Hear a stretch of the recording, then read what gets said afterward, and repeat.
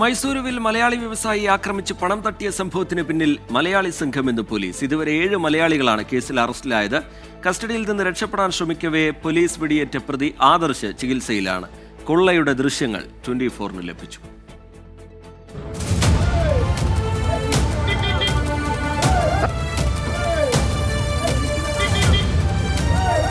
കോഴിക്കോട് കൊടുവള്ളി സ്വദേശി മുഹമ്മദ് അഷ്റഫ്, വയനാട് സ്വദേശി സൂഫി എന്നിവരെ മൈസൂരുവിൽ ഒരു സംഘം ആക്രമിക്കുന്ന ദൃശ്യങ്ങളാണിത്. ജനുവരി 20-നാണ് സംഭവം.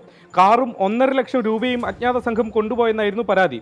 സമീപകാലത്ത് സമാന ആക്രമണങ്ങൾ വർദ്ധിച്ചു വരുന്നതിനാൽ ഗൗരവം മനസ്സിലാക്കി പല സംഘങ്ങളായി തിരിഞ്ഞായിരുന്നു പോലീസ് അന്വേഷണം. പിന്നാലെ അക്രമികൾ മലയാളികൾ തന്നെയെന്ന് കണ്ടെത്തി.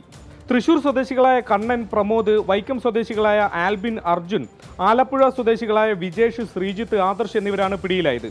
ഇവർക്കെല്ലാം നേരത്തെയും ക്രിമിനൽ കേസുണ്ട്. കൊച്ചിയിലെ ചില ഗുണ്ടാ നേതാക്കളുമായും ബന്ധമുണ്ടെന്ന് പോലീസ് പറയുന്നു. കേസിൽ ഇനിയും പ്രതികൾ പിടിയിലാകാനുണ്ട്. തെളിവെടുപ്പിനിടെ പോലീസിനെ ആക്രമിച്ച് രക്ഷപ്പെടാൻ ശ്രമിച്ചപ്പോഴാണ് പ്രതിയായ ആദർശിനെ പോലീസ് വെടിവെച്ചത്. കാലിൽ പരിക്കേറ്റ പ്രതി ചികിത്സയിലാണ്. പോലീസുകാരുടെ പരിക്ക് ഗുരുതരമല്ല. നഷ്ടമായ പണം എത്രയെന്ന കാര്യത്തിലടക്കം പരാതിക്കാരൻ പറഞ്ഞതിനപ്പുറം സംശയങ്ങൾ പോലീസിനുണ്ട്. അറസ്റ്റിലായ പ്രതികൾക്ക് നിർദ്ദേശം നൽകിയവരെ കൂടി കണ്ടെത്തി സംഭവത്തിലെ ദുരൂഹതകൾ തീർക്കാനുള്ള ശ്രമത്തിലാണ് മൈസൂർ പോലീസ്. മുംബൈയിൽ നിന്നും ശ്രീനാഥ് ചന്ദ്രൻ, 24.